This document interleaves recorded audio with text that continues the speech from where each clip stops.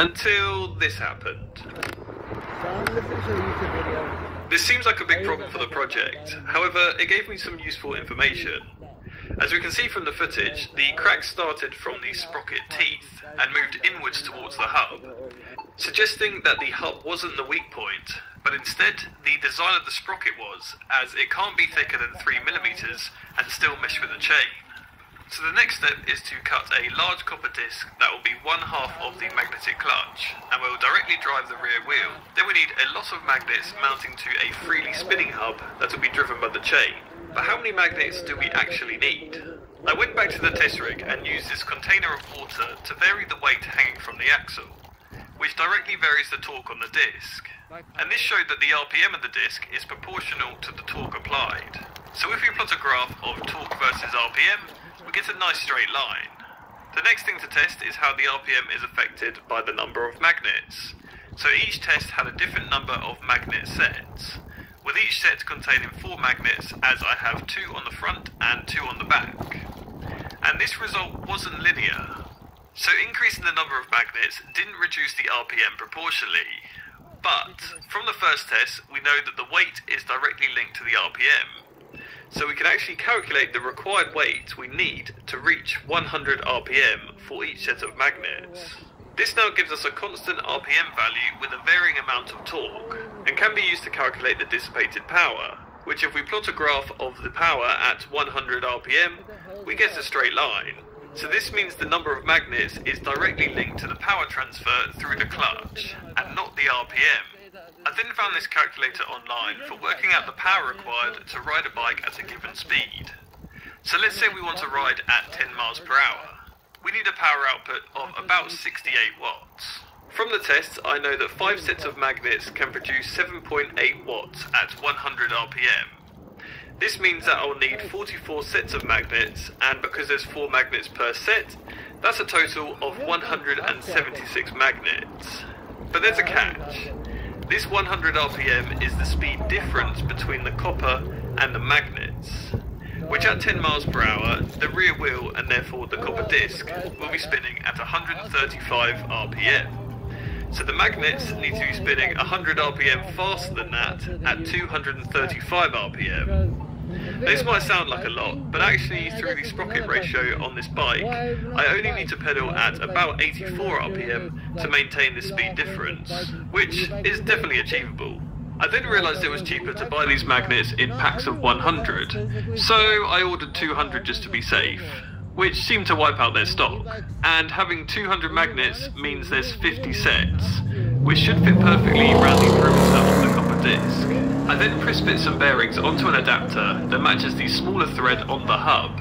Then these bearings can be pressed into the rear sprocket that also has mounting holes for another disc that will be used to attach the magnets, which I cut from an aluminium sheet. Once everything is on the bike, it's easier to understand how this will all work. The chain spins the aluminium disc, which will eventually hold the 200 magnets, and it isn't linked to the rotation of the rear wheel or copper disc at all, due to the bearings. So the pedals and rear wheel spin completely independent of one another, and the only way to drive the rear wheel is through the magnets inducing current in the copper disc. I then 3D printed a magnet bracket using clear resin on the Form 3, and these turned out really nice. The magnets can then be pushed into position with the flipped polarity configuration and attached to the aluminium disc with a couple bolts. By spinning the pedals, it's clear the magnets have an effect on the rear wheel, which is very promising as this is just 10% of the final number of magnets. But there is a slight issue: the chain sticks to them. To stop this from happening, the magnets need to be spaced further from the chain, which meant redesigning and printing new hub parts to move the clutch towards the wheel, as well as a thicker aluminium disc to prevent it flexing under the load of the magnets. Also, because the magnets stick to the spokes too, I had to squeeze the spokes together with cable ties to move them away from the clutch, which isn't structurally ideal, but this is a prototype.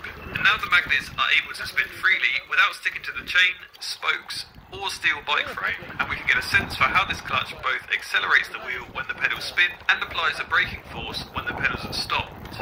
All we need to do now is mount the remaining 180 magnets to hopefully increase the torque transfer through the clutch. And with the rear wheel locked, there is a huge amount of resistance on the pedals, but the magnets are still able to spin, and with the pedals locked, the wheel is also able to spin and experiences the same resistance through the clutch. However, when both are able to spin, the pedals drive the rear wheel with ease, and the braking force stops the wheel almost instantly. I think it's time to test this thing, and if we can actually move through the power of magnets. Let's go. Okay, it's kind of working. It just feels like I'm in a really low gear. Let's see what happens if I stop pedaling. Oh, I can really feel that resistance through the magnets. Turn around. Okay, hill now. Struggling a bit. Still able to move. I can't get much speed at the moment. Try and pedal quicker.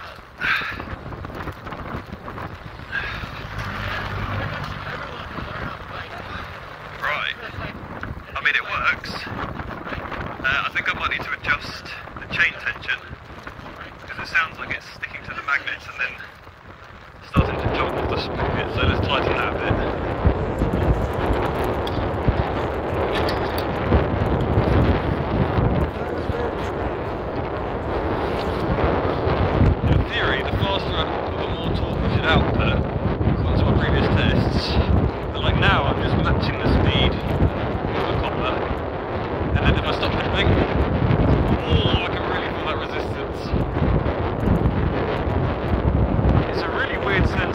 Because it's not directly linked to the rear wheels. It almost feels like I'm wheel spinning if I put too much force in. It's very hard to keep a constant pedal speed with the rear wheel. Okay, here we go, and lock the pedals. So it's not quite as strong as a regular brake, but it does slow it down a bit.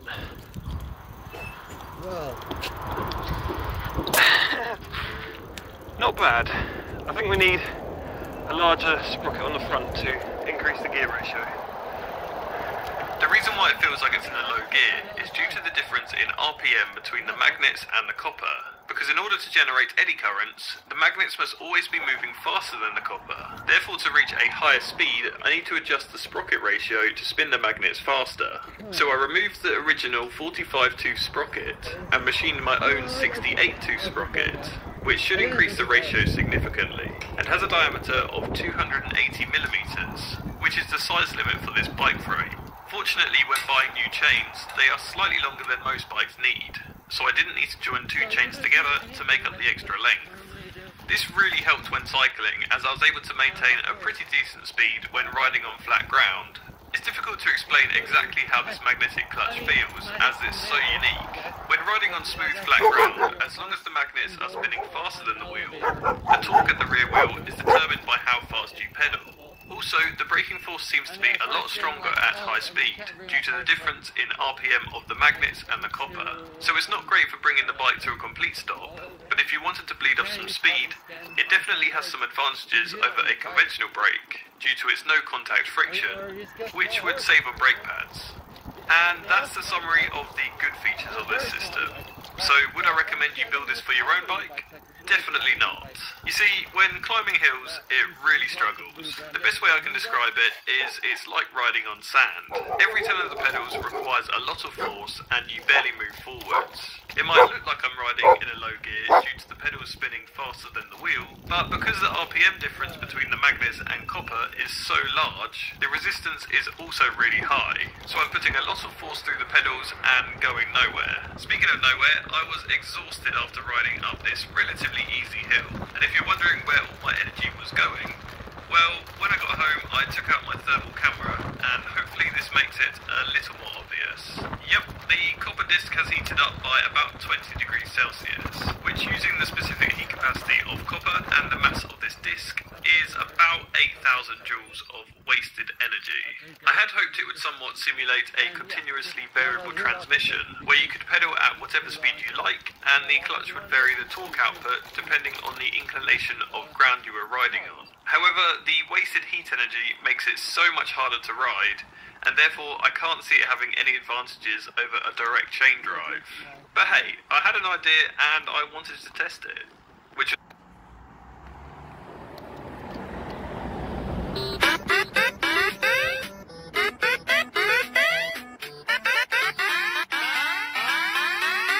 Hello friends, welcome back to the Dork Side. I'm the Dork in the Road. I'm here with Travis, Explore Adventure Moto, and we're about to tackle the Washington BDR. I'm the Dork in the Road, and I want to be your internet riding buddy, so please consider subscribing. Travis and I are here at Alta Lake State Park. We're about 2.5 hours from the Canadian border. Came up yesterday, did 500 miles on the bikes because we were going to ride the Washington BDR, but we're going to start at the Canadian border and ride it south. I've got a lot of questions about why we're doing it that way, mostly because that way when we get done, Travis is like 45 minutes from home, and I'm an hour and a half from home. So when we're done, gross, sweaty, hungry, tired, it'll be nice to not then have an 8-hour ride to get all the way home because we live in Oregon. So we're starting at the top, working our way down. It's going to be awesome. So we're meeting up with Charles and Danny and Mike and Tim, and so we're going to have a group of 6 riding the BDR, and it's going to be awesome. So today will be section 6 and maybe some of section 5. I don't know.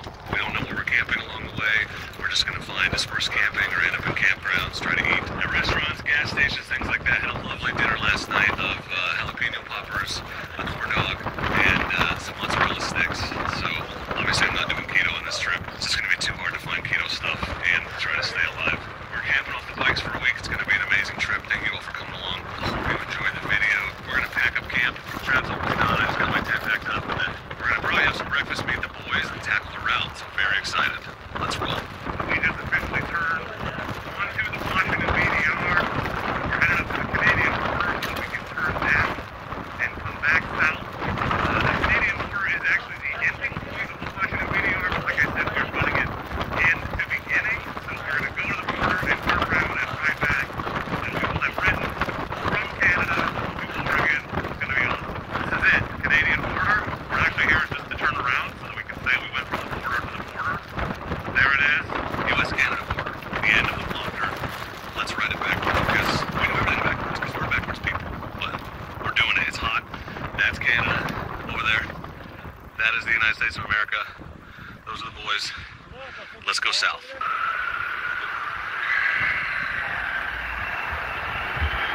This road, we're turning off the pavement, and it's literally called Totes Coulee. I don't know if you can see that, but this road looks Totes Coulee to me.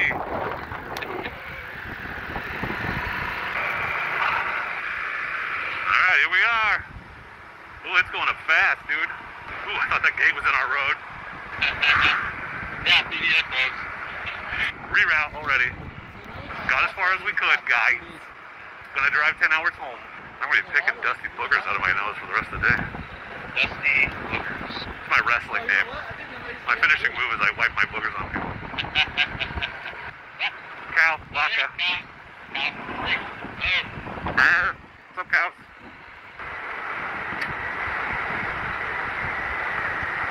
Taking a right? Wait, no, I'm taking the left, bro. What? Oh, you're right. You're right. I turned. That's my bad. I can't read the GPS. I got a good shot of that sign. That's what I was after. Ooh, another big hole. A new logging bridge. I haven't seen a new logging bridge in forever. Water crossing. Imagine if we spend the last few released like a bike. Grand Codex, that bike. Is it finally stand-up territory? That was a good warm-up, actually. So, like, you actually Oh! have like a tour of, like, that, Woo! This bike! so, like, it's like, Whoa! I love that the traction control knows when I'm doing it on purpose versus when I'm just sliding. Oh! That was both wheels. That was both wheels. I'm jumping this thing fully loaded. So if you're wondering why I brought the Nord, that is why, baby. That is why. Oh, I got your shenanigans.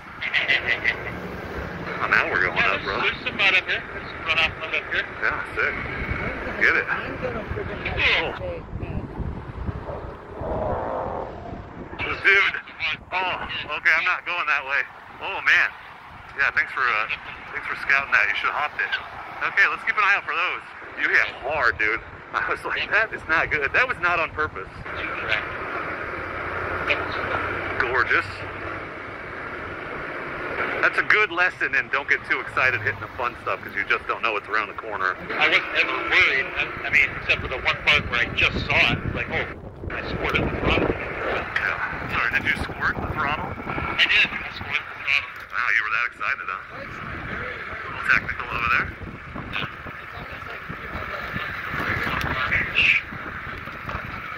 There we go, fellers. Now we're having fun, fellers. You just see a bear around the corner. Well, apparently there was a bear down here, so we'll see if we can catch him. Oh, yeah, there he is right there. I don't see him. I see him through the trees right there. Sweet. Well, bear encounter. I haven't seen him, but I believe you. Section 6, everyone. Bear country. I'm gonna say it's probably a mud hole. Oh, dude. Hell yeah. No, it's solid. Because that culvert is there and out of the ground. There's the ground right here. Sweet. I get a picture in front of that. Okay, I want you to ride out that chute and jump. We're here on Route 6 of the Walker, and this is the Skull and Crossbones Corral. Pretty cool. Old piece of history, and there's a cabin over here too, which I'll show you in a sec. But this is neat. Cool that this is still standing. Seems like it won't be for long.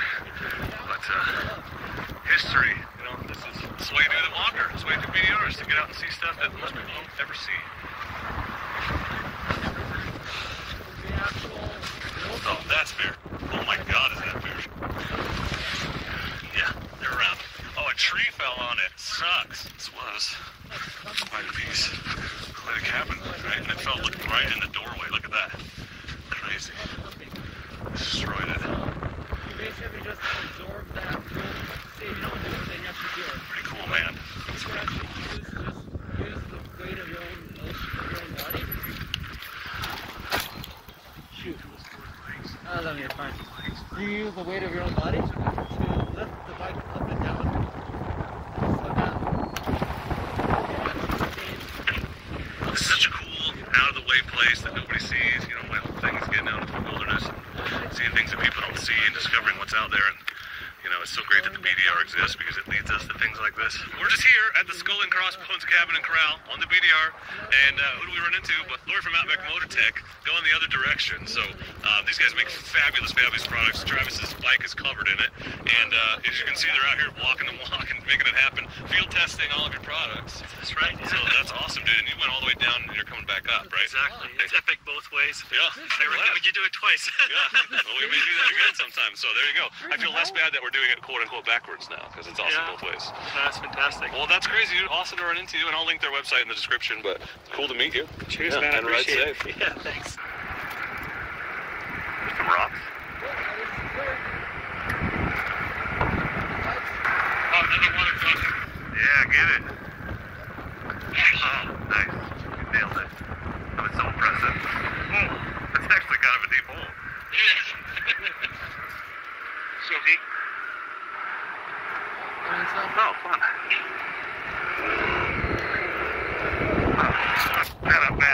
Bad. Yeah, so you can look at it. I got too close to it. I'm sorry. I was in the wrong gear. I think I was still looking up. I still being a dumbass. Didn't get there. I think the Lord is holding.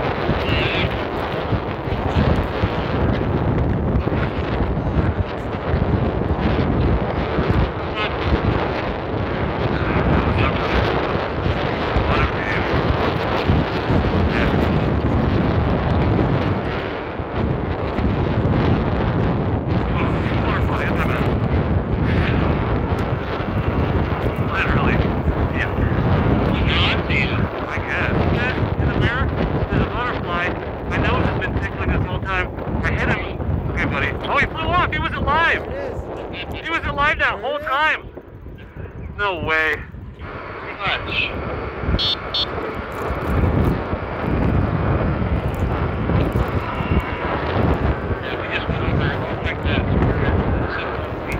That's Long Break Pass, 7K. I'll take it. That was fun. Hey, it's not funny here. That is very nice. Some ruddy fun stuff. Definitely a recent runoff. Lots of melt, so the road is interesting. Definitely a little technical. But my bike is very confidence inspiring. What stuff is this? Look at this right side, it's garbage. Okay, I'm standing. I don't want to be in that road. That was quite memory. That was not good. Dude? Okay, I'm gonna give you some space so I can see. Can I fall? Oh yeah, no, do not go down the middle. It gets really bad up here. What? Why don't go down the middle? I don't get it. Holy hell, that is something. That was a raging river. We're probably gonna have to cross it. I'll tell you what, second gear is incredibly useful on this bike, because I have not had to go into first yet. Yeah, and I can jump it when I need to, get the front end up over the top. Because this is where all the flooding was. And it's dry. I wondered how the Norden would do on something Tyee-esque. And this is not quite to that level for as long as that is, but there's definitely some parts that have been like that, and it's done fine. It's not 3 miles of it all at once. Some intense sections. This is the end of section 6, and this whole town flooded last weekend. You can still see all the silt and mud everywhere. All of this. So they're doing a great job cleaning it up fast. There's a bar, there's probably a restaurant too. Oh, we got a KLR and a KLR. This is Concanoli, section 6, complete. Crushed it. Good job, fellers. Now we're gonna find some gas in the hole. Right here. Yeah. We found it. We did it. We found the gas hole. Good job, us. So here we are in Concanoli. Little store. They have gas. It's over here. Just beautiful surroundings. That's the mountains we just came out of. And as you can see, the remnants of the flood are still here.